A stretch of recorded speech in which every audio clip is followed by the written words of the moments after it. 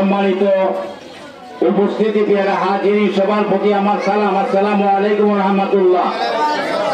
আমরা একের পর এক আলোচনা শুনে আসতেছি, শুনতেছি।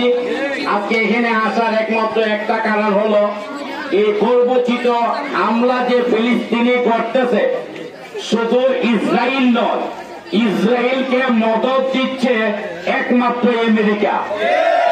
আমেরিকার মদদে, ফ্রান্সের মদদে, পশ্চিমাদের দূষর গুলামির মদদে আজকে মুসলমানদের রক্ত নিয়ে হুলি খেলা শুরু হচ্ছে।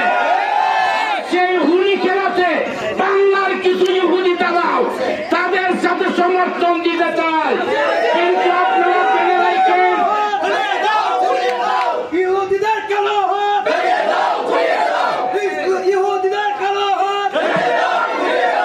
আপনারা জেনে রাখেন ফিলিস্তিন ধ্বংস করার পরে যেইভাবে আফগানিস্তানকে ধ্বংস করেছিল, ইরাককে ধ্বংস করা হয়েছিল, ফিলিস্তিন যখন ধ্বংস হবে একের পর আরবকে ধরবে, আমিরাতকে ধরবে, এশিয়া উপমহাদেশকে ধরবে।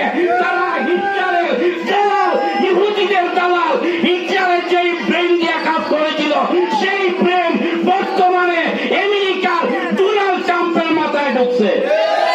আজকে উর্ফেদা গাছ কাটে, তোলেদা উর্ফেদা ভাঙি যাবে, তোলেদা গাছ কাটে, সে ডোনাল্ড ট্রাম্পে শান্তির বাণী শোনায় আর আমাদেরকে বুঝায় যে আমরা এই পশ্চিমারা মানবাধিকার দেখি, অন্যান্য দেশের সময় মানবাধিকার দেখো, ফিলিস্তিনের মুসলমানদের সময় মানবাধিকারে তোমার চোখে আঙ্গুল পড়ে না। এই মুসলমান আজকে তোমরা বসে রয়েছ, একদিন দেখবা আমি না থাকতে পারি, তুমি না থাকতে পারো, তোমার সন্তানের উপরে বলডুজার চালাবে তোমার পকেটের পয়সা দিয়া।